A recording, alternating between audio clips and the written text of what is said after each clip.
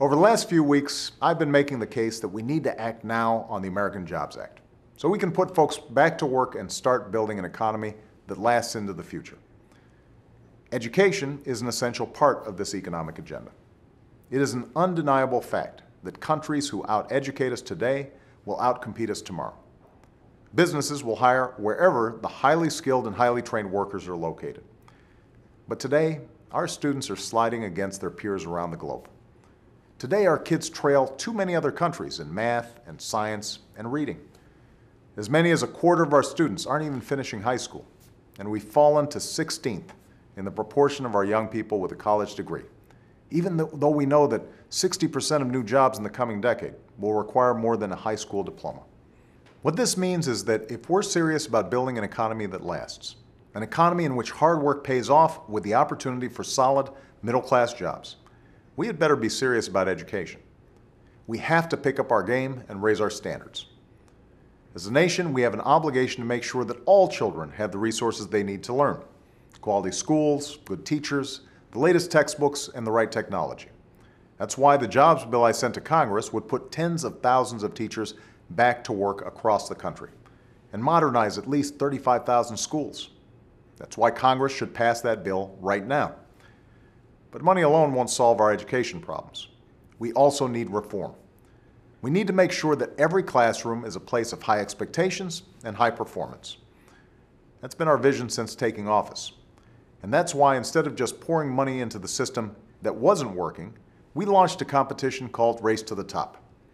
To all 50 states, we said, if you show us the most innovative plans to improve teacher quality and student achievement, we'll show you the money. For less than 1% of what we spend on education each year, Race to the Top has led states across the country to raise their standards for teaching and learning. These standards were developed not by Washington, but by Republican and Democratic governors throughout the country. And since then, we have seen what's possible when reform isn't just a top-down mandate, but the work of local teachers and principals, school boards, and communities. That's why in my State of the Union address this year, I said to Congress, you need to reform the No Child Left Behind law based on the same principles that have guided Race to the Top. While the goals behind No Child Left Behind were admirable, experience has taught us that the law had some serious flaws that are hurting our children instead of helping them. Teachers are being forced to teach to the test, while subjects like history and science are being squeezed out.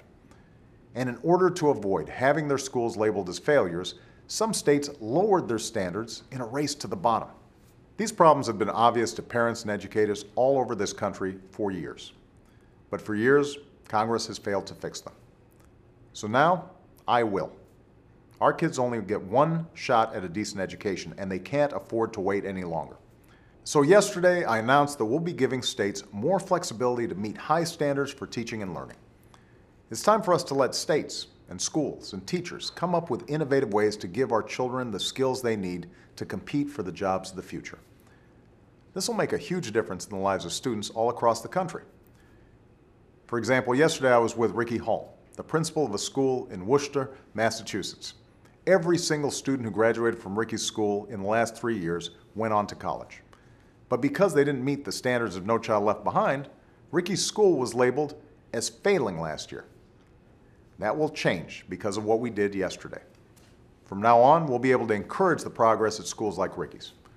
From now on, people like John Becker, who teaches at one of the highest performing middle schools in DC, will be able to focus on teaching his fourth graders math in ways that improves their performance instead of just teaching to a test. Superintendents like Dave Estrup from Ohio will be able to focus on improving teaching and learning in his district instead of spending all his time on bureaucratic mandates from Washington that don't get results. This isn't just the right thing to do for our kids. It's the right thing to do for our country and our future. It's time to put our teachers back on the job. It's time to rebuild and modernize our schools. And it's time to raise our standards, up our game, and do everything it takes to prepare our children to succeed in the global economy. Now is the time to once again make our education system the envy of the world. Thanks for listening.